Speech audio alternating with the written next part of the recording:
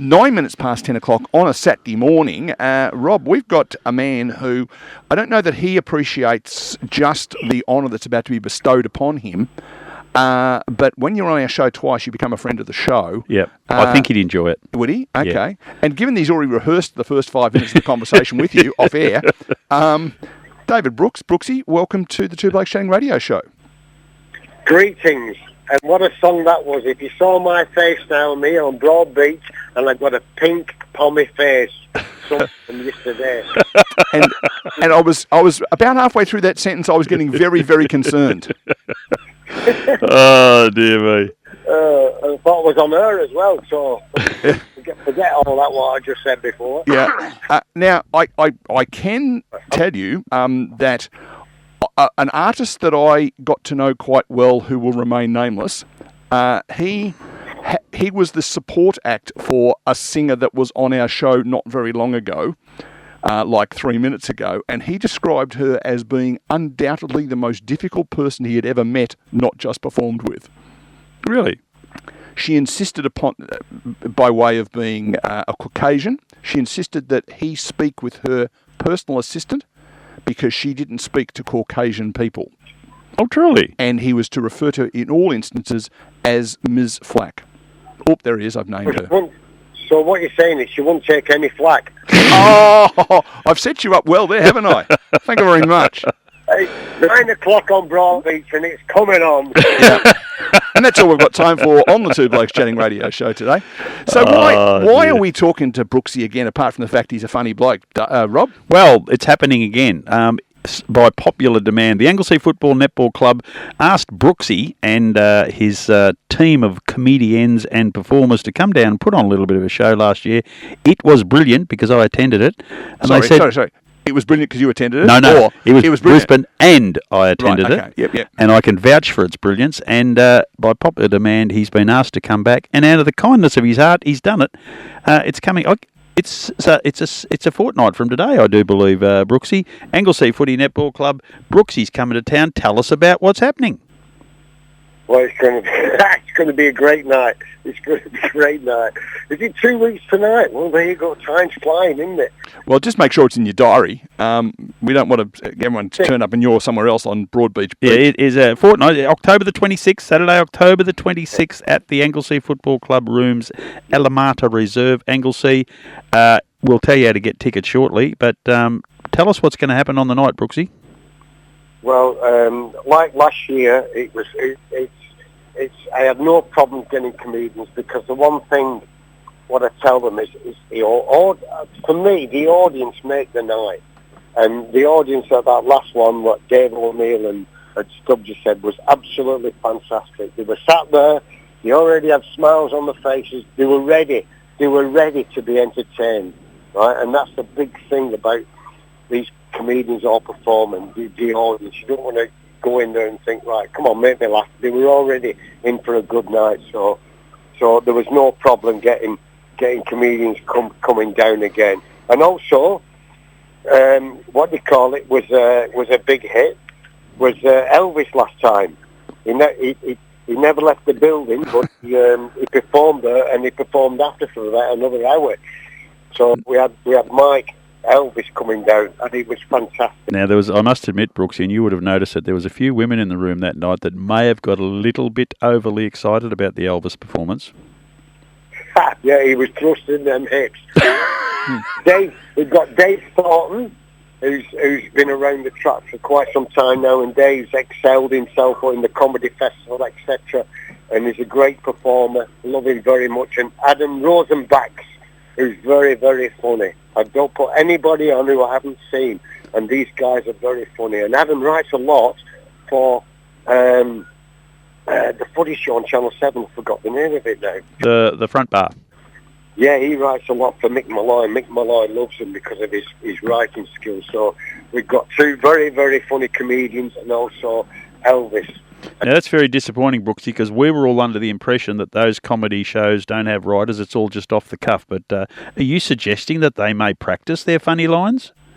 Forget I said that. Can you Don't worry, I'll be editing the interview later for release on podcast. All lines. They're right their own lines. On the spot. On all the spontaneous. Spot. All spontaneous, no doubt about it. Thank you, Miller. Now, listen, Brooksy, I've got to say last year I was pleasantly surprised because I've seen and heard Dave O'Neill in other areas, and while I think Australia's got a lot of really, really good comedians, Dave hasn't been one of my favourites, and Richard Stubbs had been off the scene, as we know it, for a long, long time. He was very prominent in television and radio for a long period of time. But I was blown away last year by how good those two were on that particular night. They really, really impressed, and I must say surprised. The two gentlemen that you've got coming this year, we see a lot more of them at the moment. They've got a lot bigger profile. So I'm expecting the show to be really, really good again on the back of that. Yeah, 100%. Like Dave, to be honest, Dave is my right-hand man. He has comedy nights every Wednesday night, and he by far, Dave is my favourite of everyone, but he never lets you down. And I go there, anybody who I get booked, I'll always go and see them first, because obviously I know what the audience is at Anglesey, and I go, yeah, they will work. And Stubbsy, he's like, gosh, he seems to be around forever, but he never fails. He's great. He's funny. No, it was very good last year, and surprisingly good, because I must admit, when I thought, oh, Richard Stubbs, geez, yeah, okay. No, he blew me away. And, of course, Dave O'Neill has a local connection, being that he spends a fair bit of time in Lorne, so the fit to go down to Anglesey worked pretty well. Do these other fellas, have they made a long trek down, or have they got a bit of a local connection as well? Well, no, Dave lives in, I think it's Thornbury or Brunswick, somewhere up there, so he's got a fair trip. Adam, I think, lives around that way, so Adam's good.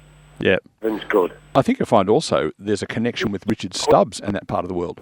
Is there? Yeah, because his brother certainly has property at Apollo Bay. It lives at Apollo Bay. Yeah, and lives there full time. So Richard has probably spent a bit of time in that part of the world. Yeah, I would reckon that would be right. You've been around the scene a fair bit of the time, and I think out of probably the pandemic, where a lot of comedians weren't able to work as they normally did. There was a lot of different stuff done to get their names out. But on the back of it, I think the comedy world in Australia at the moment is probably as good as it's ever been, Brooksy. Well, I cannot disagree with that. And the good thing about it is there's a lot of them getting on TV now, you see, which TV is huge. If they're on TV and you book them, people will know who they are. They've got a presence, but that's good. The ABC is doing a lot of shows. It's giving them a chance, which is so good. It's homegrown talent. We're not relying on overseas. But listen, me, I'm a POM. I'm one of them. Overseas coming here. Yeah. But taking our jobs, marrying our girls. 43 years on this island, and I love it. 43 years. Yeah, well, you remembering your story, which is a bit unique, you certainly didn't come here as a professional comedian. You actually came across to kick the round ball and get a bit of an easy quid playing in the local competition, and instantly fell in love with the place. Any thoughts of going back home? This is home. Oh, good lad. Good answer. Well played. Well played. I've been to England. I got out real quick. So warm and the food made me sick. Rome, I now call Australia my home.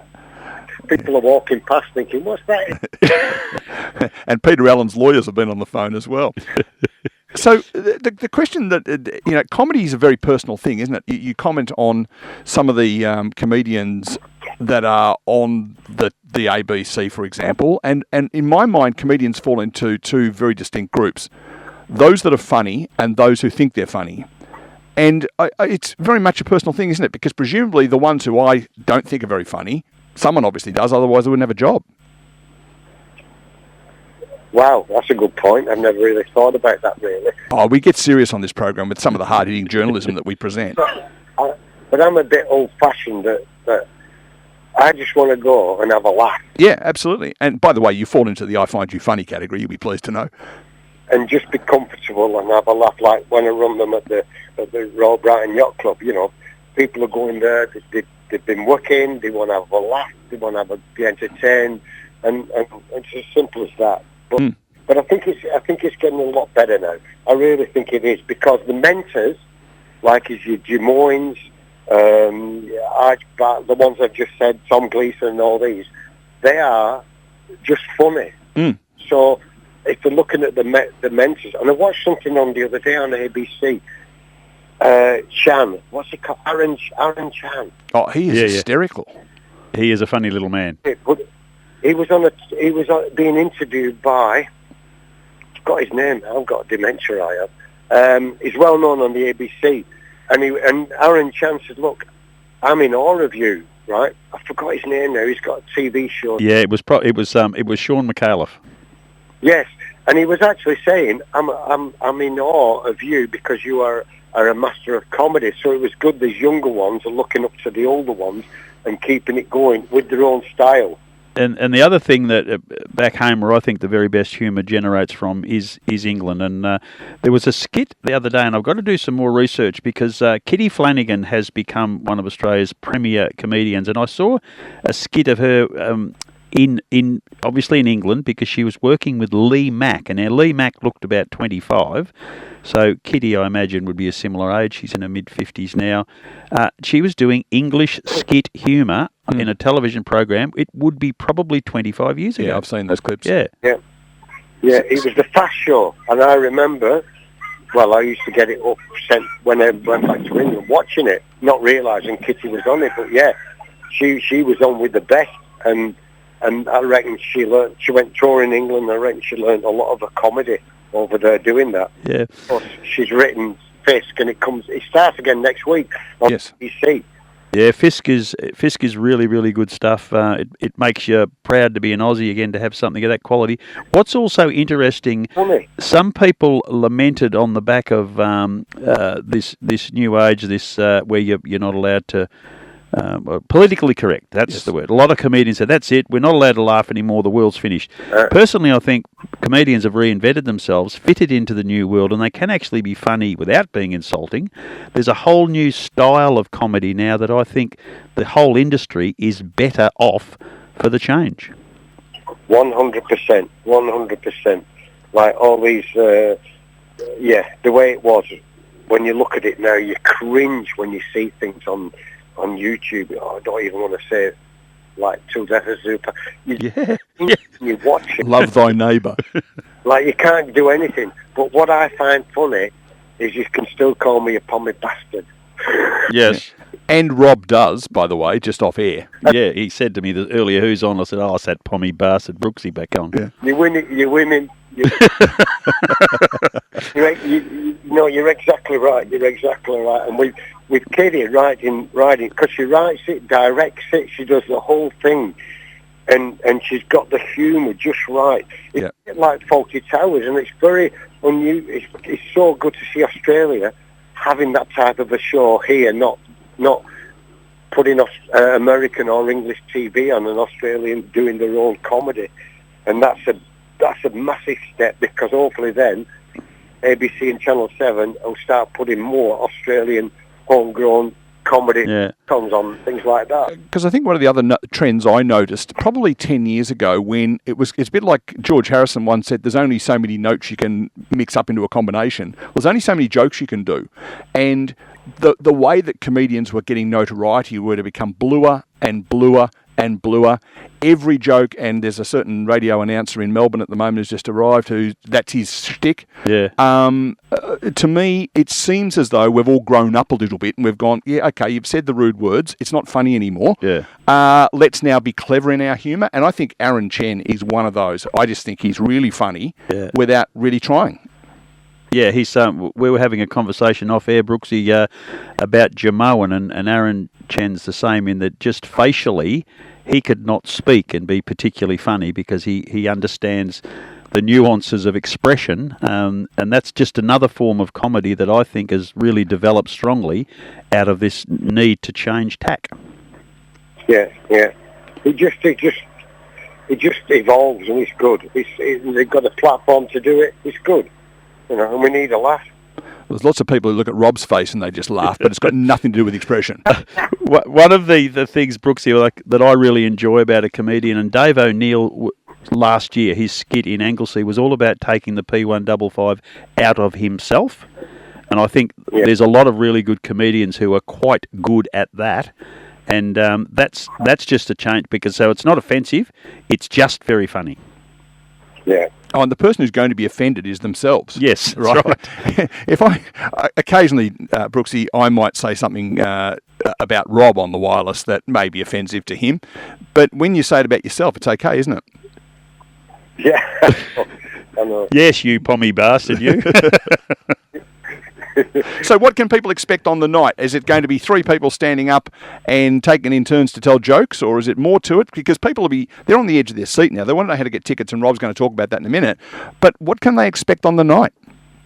Okay, well, obviously we'll start off with me, yours truly, doing a bit. And I'll be doing a couple of sing-alongs. I like doing a couple of funny sing-alongs. I'm working on a routine about the club songs and rewriting them, etc. Like, see the bomb is... Oh, no, I can't. Hey? Yeah, so I'm doing a bit of that, bit of a sing-along. Sing-alongs are good to start with, because, like, if I come and start telling jokes, it's the comedians are doing that. So I love to do a bit of a sing-along, because it's at my age group, etc. So we'll have a bit of a laugh. And then Adam comes on. He does his humour, etc. Then we have a break. Might be a bit of Elvis in the break, and then I bring Dave Thornton on, and then we have the legendary Sweet Caroline, which never fails. Everybody loves a Sweet Caroline, etc. And then Dave comes on. Fantastic Dave. I've worked with Dave for years. Become a personal friend of Dave's as well. And then Elvis finishes the night. And if it was like last year, he never left the building. The whole place was up dancing. It was fantastic. We do need to be very clear, though, with the listeners. It's not the real Elvis. It is an impersonator, isn't it? Yeah. Because the other one has left the building. Good morning to you, Grant Bench, if you're having a listen. He will be. He'll probably be dashing off to... Oh, no, he doesn't like impersonators, does he? So he won't be dashing off to... No, he won't be. No, it wouldn't be there. No. So it's at the Anglesey Football Club. I wouldn't mention the grand final if I were you from the Bellarine League, because they were a distant runner-up. But... yeah, people can get along and get tickets. Rob is furiously going through his phone at the moment trying to work out how to get those. No, I am. There's a little it was one of those QR code things, which I'm not quite sure whether I'm a fan of them or not. But look, it is what it is. But it is at the Anglesey Football Netball Club, the Alameda Reserve, Saturday, 26th of October. Kangaroo Poo Park. It's a doors open at 6:30, show at 7:30. Get down there, have a drink with your friends. It is $50. That's all. You're serious? $50 a head for that? Yeah, but they charge for arms and legs as well. Drinks at bar prices, table nibbles provided. There's a monster raffle, door prizes, so much action. You're helping out a wonderful organisation, which is the Anglesey Footy Netball Club. Get down there, Saturday, 26th of October. You can go on their Facebook page to have a look for tickets, or ring the Anglesey Footy Club on, hold the line, 0407 811 742 0407 811 742, or get on to Try Bookings and you'll find the event. Yeah, Try Booking, that's the one, yes. Yep, well, we are very excited by that. If people, you'll obviously be down with the people, you don't just nick off to your dressing room, I'm assuming you'll be on the floor with people. If they tell you that they heard about it on the Two Blokes Chatting radio show, will you look suitably disappointed? No, that would be great. Now, I'm hoping in the opening you will include the now famous track which you recorded for us for our 200th show, which of course was a few weeks ago. Thank you for doing that. But people can get along and have a great time, I would have thought. Yeah, just a night of entertainment. Come along, have a laugh, have a sing-along with your friends, and leave with a big smile on your face. That's all I want. Sounds like an ideal night. And $50, I can't believe that. I would have thought twice the price would have been a fair number. So well done you. Thanks for supporting local sport, because it is a really important part of it. Rob's had to disappear for a moment. I'll say thank you, Brooksy, and we might see you on the 26th. Yes, it'd be very good. Well, thanks for the plug for the club and the plug for the comedy and the support. Always great to talk to our friends. You are now officially a friend of the show, and don't forget that. That's a very important honour. Yeah, and I'm burned. I'm totally burnt now. Well, go and put some sunscreen on. We'll talk to you soon. Thanks, Brooksy. Best wishes. Thanks, Brooksy. Bye. There he is, David Brooksy Brooks from the Music Men, comedian and all-round entertainer, and a bit of a... I think I get a sense, and I could be wrong, that he likes a laugh. He likes to laugh, all right. Yeah, I'm not quite sure how many tickets are left for this show, but please, it's a really, really good night. I went down last year thinking, oh, geez, I wonder what this will be like, but we loved it. It was fantastic. Everyone in the room really got into it. And he's quite right about I guess for comedians, they're up and about if the audience is up and about. Yep. And if you go there in the right frame of mind, with friends, have a bit of a chuckle, it is a great night. Get involved. Anglesea Football Netball Club, Saturday 26th of October. Tickets on Try Booking.